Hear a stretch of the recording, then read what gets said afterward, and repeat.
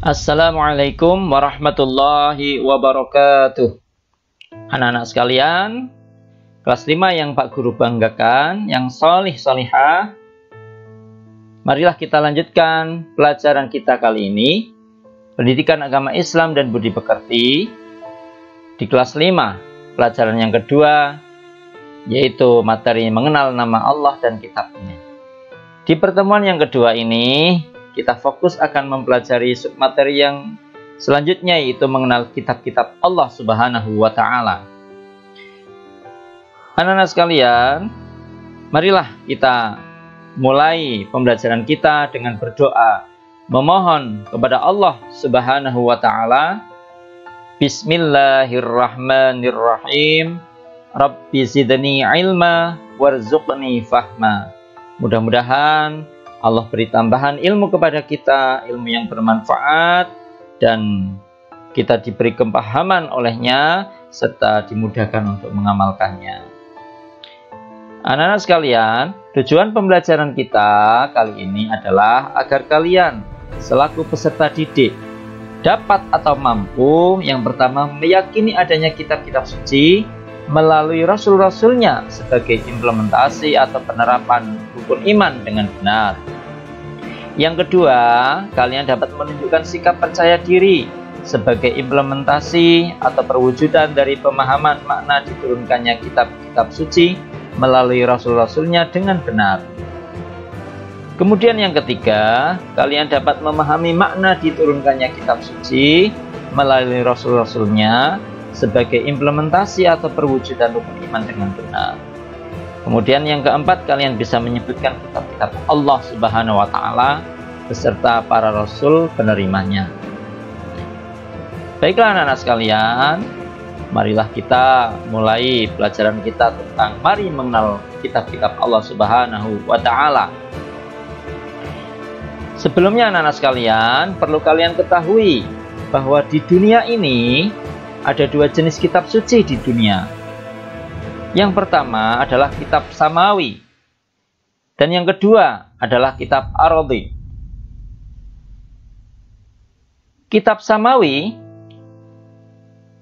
ya, samawi itu berasal dari bahasa Arab yang artinya langit. Kitab samawi artinya kitab-kitab yang ditulis berdasarkan wahyu dari Allah Subhanahu wa Ta'ala, yang diturunkan kepada para rasul melalui malaikat Jibril alaihi salam. Kitab samawi disebut juga kitab Allah. Dalam Al-Quran disebutkan ada 4 kitab Allah, yaitu yang pertama kitab Taurat, yang kedua kitab Zabur, yang ketiga kitab Injil, dan yang keempat adalah kitab Al-Quran. Bagaimana dengan kitab ardi? Perlu kalian ketahui bahwa ardi berasal dari bahasa Arab yang artinya bumi. Kitab ardi artinya kitab suci agama tertentu yang ditulis oleh seseorang berdasarkan pengalaman hidup dan dijadikan panduan bagi pengikutnya. Kitab ardi contohnya antara lain, yang pertama kitab Veda, yaitu kitab panduannya orang-orang beragama Hindu. Kemudian yang kedua kitab Tripitaka, yaitu kitab panduannya orang-orang Buddha yang beragama Buddha maksudnya. Kemudian yang ketiga adalah kitab Zen Avesta, yaitu kitab suci pegangan orang Majusi atau Zoroaster. Kemudian yang keempat adalah kitab Sisowujing, yaitu kitab sucinya orang-orang yang beragama Konghucu.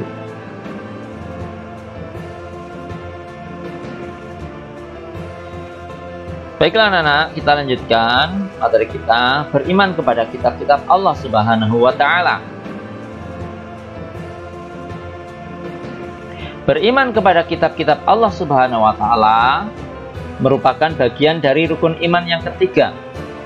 Beriman kepada kitab-kitab Allah Subhanahu wa Ta'ala artinya kita meyakini dengan sepenuh hati bahwa Allah Subhanahu wa Ta'ala menurunkan kitab-kitab sucinya kepada para rasulnya melalui perantara malaikat Jibril yang dijadikan pedoman hidup untuk bisa bahagia di dunia dan di akhirat. Allah Subhanahu wa taala berfirman, A'udzubillahi minasyaitonirrajim. Ya ayyuhalladzina aminu billahi wa rasulihi wal kitabil ladzi nazzala ala rasulih والكتاب الذي نزل على رسوله والكتاب الذي أنزل من قبل ومن يكفر بالله وملائكته وكتبه ورسله واليوم الآخر ومن يكفر بالله وملائكته وكتبه ورسله واليوم الآخر فقد ضل ضلالا بعيدا. Shadaqallahul azim. Artinya, wahai orang-orang yang beriman, tetaplah beriman kepada Allah Subhanahu wa taala dan Rasul-Nya Muhammad sallallahu alaihi wasallam, dan kepada kitab Al-Quran yang diturunkan kepada Rasulnya, serta kitab yang diturunkan sebelumnya. Barang siapa ingkar kepada Allah Subhanahu wa ta'ala, malaikat-malaikatnya, kitab-kitabnya, rasul-rasulnya, dan hari kemudian, maka sungguh orang itu telah tersesat sangat jauh. Quran Surat An-Nisa, surat keempat, ayat yang ke-136. Jadi anak-anak sekalian, inilah dasar kita beriman kepada kitab-kitab Allah Subhanahu wa ta'ala yang diturunkan kepada para rasulnya. Kalau kita ingkar atau mengingkari kitab-kitab Allah, maka kita termasuk orang yang tersesat sangat jauh. Jadi anak-anak sekalian, inilah bagaimana pentingnya kita beriman kepada kitab-kitab Allah Subhanahu wa ta'ala sebagai pedoman hidup bagi umat manusia. Lah, bagaimana cara beriman kepada kitab-kitab Allah Subhanahu wa taala itu? Caranya yang pertama adalah dengan meyakini bahwa Allah Subhanahu wa taala telah menurunkan kitab-kitabnya kepada para rasulnya melalui malaikat Jibril alaihi salam. Kemudian cara yang kedua yaitu meyakini bahwa kitab-kitab tersebut harus dijadikan pedoman hidup untuk menuntun dan mengatur cara kita bersikap dan berperilaku guna mencapai keselamatan dan kebahagiaan hidup di dunia dan akhirat. Anak-anak sekalian, di sini akan Pak Guru sebutkan nama-nama kitab Allah Subhanahu wa taala. Yang pertama adalah kitab Taurat. Yang kedua adalah kitab Zabur. Yang ketiga adalah kitab Injil. Yang keempat adalah kitab suci Al-Quranul Karim. Kitab Taurat. Kitab Taurat diturunkan kepada Nabi Musa alaihissalam kurang lebih pada abad ke-12 sebelum Masehi, di daerah Israel dan Mesir.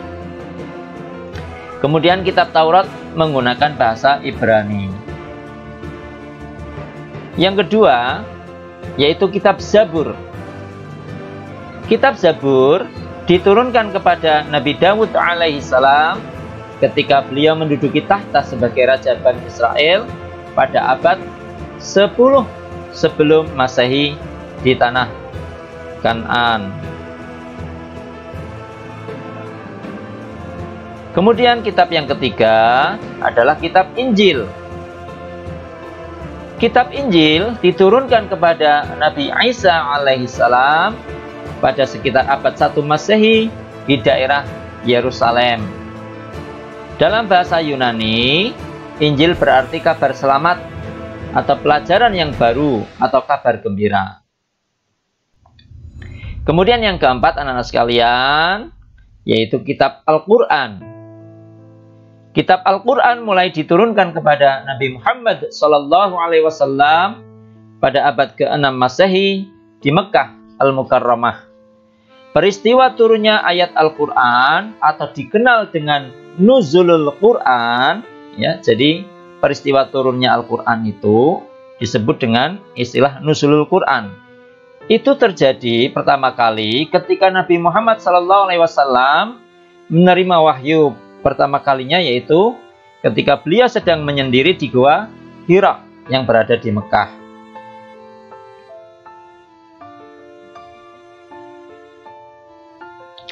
Al-Quran, kitab suci, pedoman kita, itu terdiri dari 114 surat yang kemudian terbagi dalam 30 juz dan ada 6.236 ayat, ya. Jadi jumlah ayatnya 6.236 ayat. Jumlah suratnya ada 114 dan jumlah juznya ada 30 juz. Al-Quran diwahyukan selama 22 tahun, 2 bulan, dan 22 hari. Kemudian Al-Quran menyempurnakan seluruh hukum-hukum Allah Subhanahu wa Ta'ala yang terdapat dalam kitab-kitab yang diturunkan sebelumnya, yaitu kitab Injil, kitab Zabur, maupun kitab Taurat. Ya, Al-Quran ini menyempurnakan kitab-kitab sebelumnya. Kemudian Al-Quran diturunkan untuk seluruh umat manusia, ya, tidak hanya untuk beberapa kaum saja, tetapi untuk seluruh umat manusia sebagai rahmat bagi semesta alam, atau disebut juga rahmatan lil alamin. Demikian anak sekalian, penjelasan tentang mengenal kitab-kitab Allah Subhanahu wa Ta'ala. Sebagai bahan evaluasi, silahkan kalian kerjakan soal-soal berikut ini. Jawablah soal-soal berikut ini dengan jawaban yang benar. Soal yang pertama,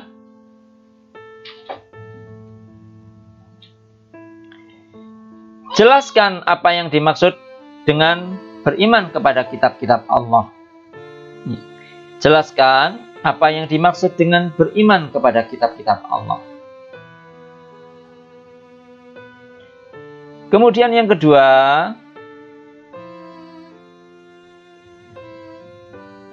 sebutkan perbedaan antara kitab samawi dengan kitab ardi. Sebutkan perbedaan antara kitab samawi dengan kitab ardi. Pertanyaan ketiga, sebutkan 4 contoh yang termasuk kitab ardi beserta agama yang menggunakannya.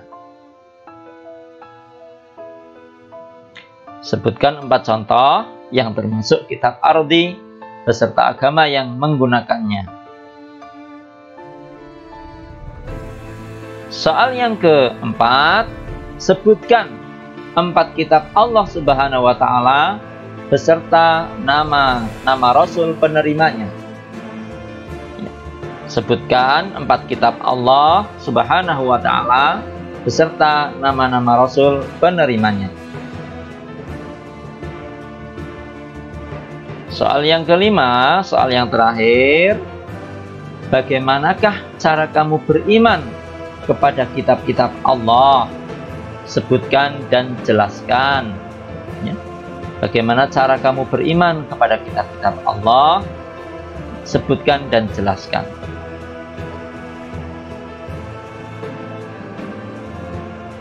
Baik anak-anak sekalian, kita akhiri saja pelajaran kali ini dengan berdoa, dengan doa sesudah belajar. Alhamdulillahirabbil alamin. Demikianlah pembelajaran kita kali ini anak-anak sekalian. Mohon maaf atas segala khilaf dan kekurangan dari Pak Guru.